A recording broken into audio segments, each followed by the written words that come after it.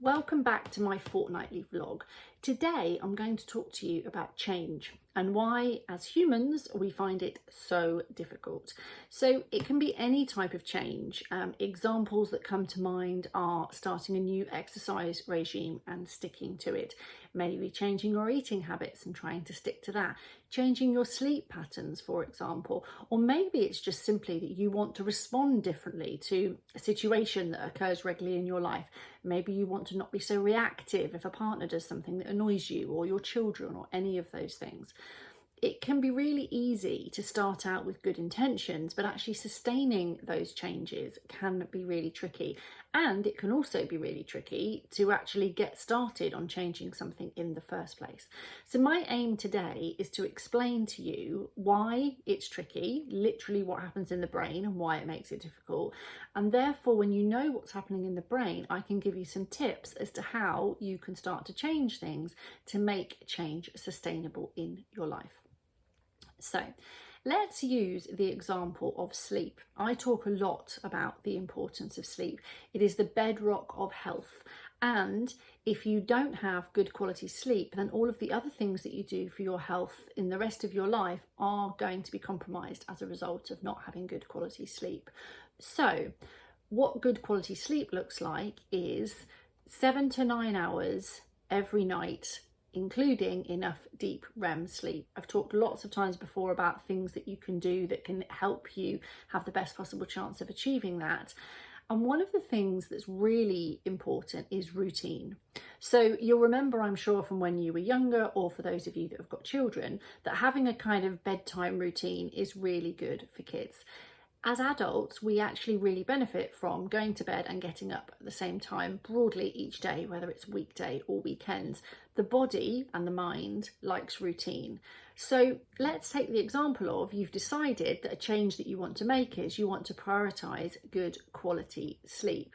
So that means aiming to be in bed by 10:30, for example, and therefore aiming to get to sleep by or maybe getting to bed at 10:30 and aiming to be asleep by 11 o'clock to give you an opportunity to have between 7 and 9 hours, which is what's recommended.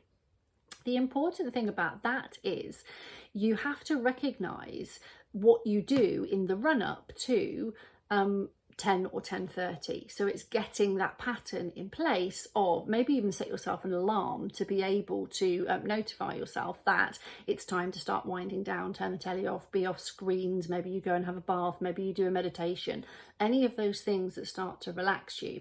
Now, you might do that for day one, and you might do that for day 2 and day 3. What will happen somewhere along the line though is your alarm will go off, let's say at 10 o'clock, to say it's time to get ready to start winding down to go to bed, and you might be in the middle of a program, or you might have just got to the end of a really good episode. Oh, I'm just going to watch one more episode.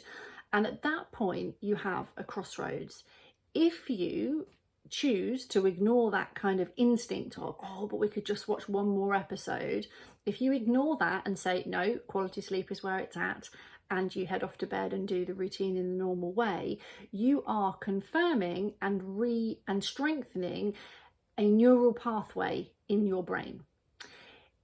If you don't do that, if you give in to the I'm going to watch one more episode, it'll be fine, I'll just get out of bed later tomorrow, then what you do is you strengthen the old neural pathway that you're trying to change. Now, I like to think of neural pathways as roads in your mind. When we learn things like learning to walk, learning to ride a bike, learning to drive, once we've learned those patterns are committed to memory. So every day that we wake up, we don't have to learn to walk, we don't have to learn to ride a bike, and we don't have to learn to drive. They are automatic. And what that means is when you get into a position where you're going to start walking, riding a bike or driving, your brain goes, yep, I know this, and it shoots all of the information down the neural pathway, which means your body acts in the way that it knows it's done hundreds, thousands, millions of times before how to do those activities. And those neural pathways, it's literally like a car driving down an empty motorway. It just happens, it's seamless, you don't have to do anything.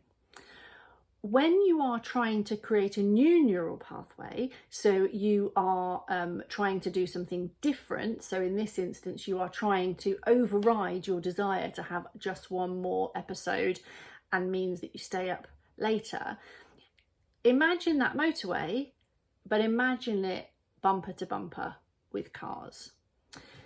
It's so much harder because what's happening is your brain wants to go on the empty motorway. It wants to go on what it's always done. It wants to watch another episode of Netflix or whatever the case may be.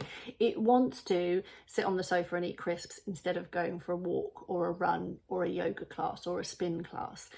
It wants to react in an angry, aggressive fashion because somebody's peed you off, whatever the case may be, because that's what's known, and it's really, really easy. The motorway is clear, it can do it like that. It's a pattern that's known. When you change the pattern, it's harder. It's like trying to navigate down the motorway with cars bumper to bumper. You might slowly be able to get round, but it feels more clunky and it feels difficult. And therefore, as humans, we take the path of least resistance, which is the easiest way. The difficulty with that is it keeps us in the habit that we've decided that we want to change. So the reason why this matters is there will be a point in the process, let's carry on with our sleep example, the alarm goes off at 10 o'clock to say it's time to get ready for bed or start winding down to go to bed. You have a decision point at that point in time.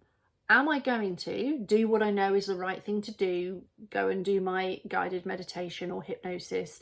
Am I going to go and have a hot bath? Am I going to turn the TV off and go and read a book and do those things that are going to enable me to have the good quality sleep that is amazing for my health, that means that the following day I can operate optimal performance? Or am I going to give into the very real urge of just watching one more Netflix and going to bed an hour later, because does it really matter? That's what you're up against. Noticing those decisions and taking the harder choice is what starts to create the neural pathway. Rather than the cars being bumper to bumper, there's a little bit of space. You in your car can get round. And the more you make that decision, the more space and the less cars there are on the motorway, because you're creating a new neural pathway. So I've got a very live example from earlier on today. I am reasonably strict about how much time I spend on my phone, but like everybody, I am in the habit of, when I've got a spare 30 seconds, I just pull my phone out of my pocket and see if I've got any emails. I've got a lot of stuff going on at the moment where I'm waiting for information. So I'll just quickly check. I can do it when I'm riding, all of those things. What I know to be true, though, is that I'm not present when that's the case. And I do have a commitment that I am present, particularly when I'm with my horses.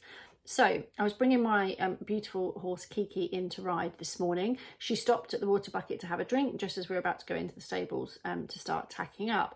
And I felt myself, and this is the key, I felt myself reaching for my phone, just to see if there's any emails on the information that I'm waiting for. Because I noticed it, i.e. I was aware of it, and therefore it isn't 100% automatic, because I'm quite present and because I'm aware of what's happening, I made the decision to leave my phone in my pocket. Now, that might seem like a really small thing, and it is in the grand scheme of things. However, what I'm doing is I'm strengthening the neural pathway of the fact that I do not want to be a slave to my phone. I know how addictive they are. I've watched the programs and I'm mindful about how I use them. I'm also human and fallible, and therefore when I'm just distracted and I go to that habit of grabbing my phone out of my pocket, I want to make the conscious decision. I want to be the person that decides when I use my phone, not have my phone use me, if you like. So that's just a really small example. The same is true around eating. There's decision points within that. And what I talk to my one-to-one clients about, if they're wanting to make big changes in their lives, is slow down, and there's lots of tools that I can share with you to do that, and notice your thought process. And when you come to make a decision, what I do with most of my clients is get them to talk to me about what does the future version of them look like. And when a decision point comes up, weigh up the decision. Which one is taking you closer to the future version of yourself that you want to be, and which one is taking you further away? And it really is as simple as that. It's simple, but it's not always easy. And the work that I do with clients is really get them to understand what's happening in their subconscious mind and change that programming to better support them with what they want to achieve. These are things that I've shared in this vlog that you can do yourself. The work that I do with clients on a one-to-one basis is actually work at the subconscious level to make these things much easier. If you would like to know more, feel free to get in touch. You can contact me at my website www.beyourbestYet.co.uk, and I'm also on Instagram and Facebook at Be Your Best Yet. I would love to hear from you.